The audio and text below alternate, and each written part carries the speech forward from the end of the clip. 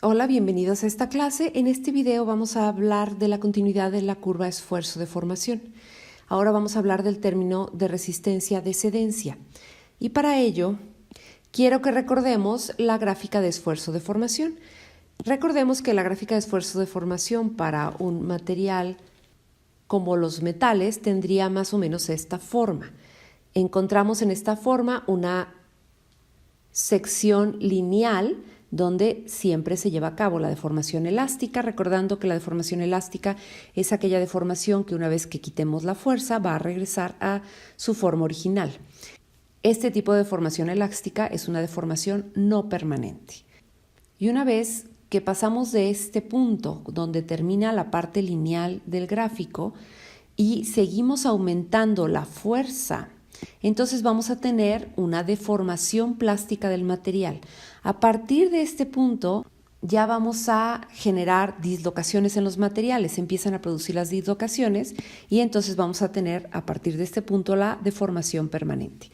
Bueno, entonces como podemos observar, este punto es crucial y a este punto se le denomina punto de fluencia. En este punto, el esfuerzo de fluencia es aquel en el que el deslizamiento se hace notorio, o sea, las dislocaciones ya no se regresan a su estado original, se hacen de formación permanente. Pero ojo, es muy importante que si vamos a diseñar un componente mecánico que deba soportar una fuerza durante su uso, una fuerza continua, debemos asegurarse de que no se deforme plásticamente. Por lo tanto, vamos a estar buscando materiales con un alto punto de fluencia para que la fuerza aplicada no sobrepase este punto y no se presente la deformación permanente. En caso de que no tengamos este tipo de materiales y tengamos que usar un material con ese valor de esfuerzo de fluencia, lo que podemos hacer es aumentar la sección transversal, o sea, utilizar el material con un área transversal mayor. Recordemos que el esfuerzo está relacionado a fuerza por unidad de área. Si yo aumento el área, entonces también va a aumentar la cantidad del esfuerzo requerido para llegar al punto de fluencia. Ahora, dentro de este mismo gráfico, esfuerzo de formación, vamos a encontrar un nuevo concepto que se denomina resistencia a la tensión o a la tracción.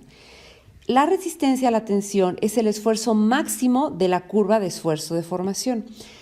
En este punto del esfuerzo máximo, y me regreso un poco a la imagen anterior, observen que el punto de fluencia es menor al esfuerzo máximo. El esfuerzo máximo es donde la curva azul alcanza su límite superior. En ese nivel se encuentra la resistencia a la tensión. Ahora bien, en materiales dúctiles, la deformación del material normalmente no es uniforme. Ejemplo de eso lo podemos observar en esta imagen. Esta es una probeta donde ya se generaron fuerzas de tensión y se formó un cuello al centro de la probeta.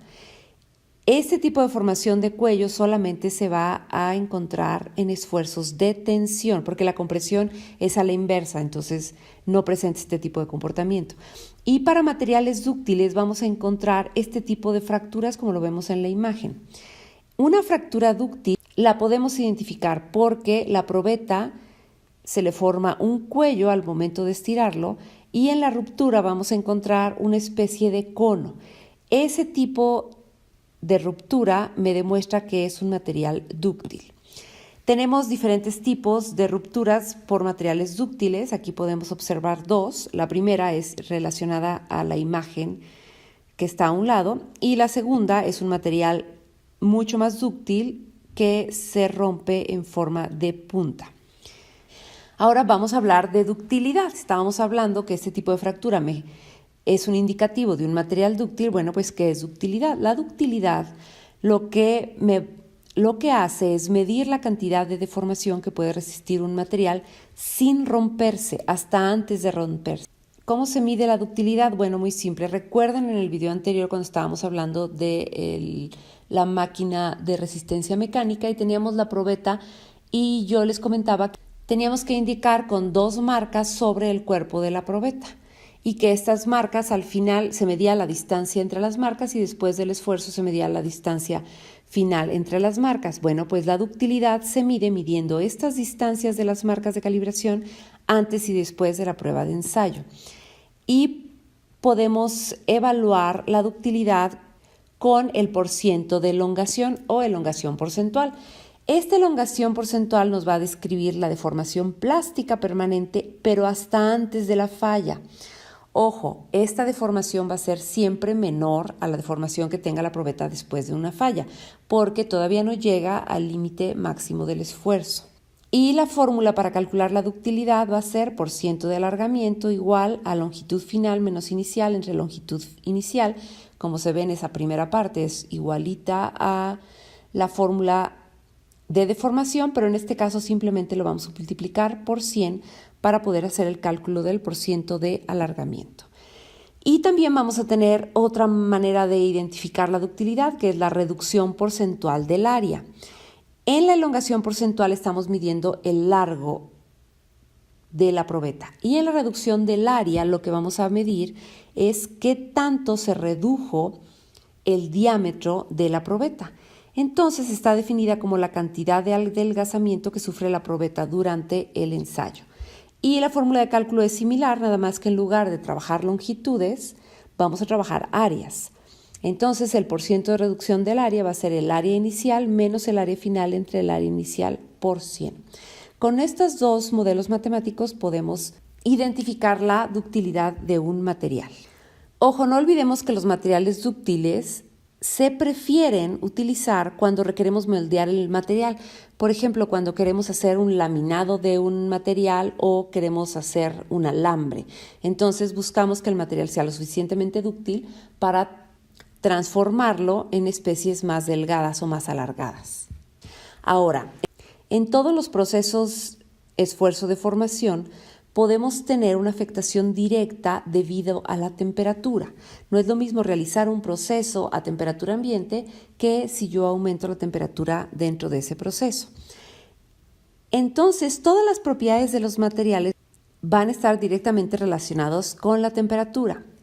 Bueno, pues la resistencia a la cedencia, la resistencia a la tensión, el módulo de elasticidad, van a disminuirse cuando la temperatura aumente. Sin embargo, la ductilidad va a aumentar cuando aumente la temperatura. Entonces, como ven, todas las variables que hemos visto hasta antes de este video van a tener una afectación directa con el aumento o disminución de la temperatura. Un ejemplo de la aplicación de la temperatura es cuando cambiamos la forma de un material. Por ejemplo, para extruir un alambre es mucho más simple la extrusión si precalentamos el material antes de iniciar el proceso de extrusión. A este tipo de procesos se le denominan trabajo en caliente. Y bueno, con esto cerramos este pequeño video. Hasta aquí hemos aprendido toda la información que podemos obtener de una gráfica de esfuerzo de formación y cómo afecta la temperatura a las propiedades de los materiales.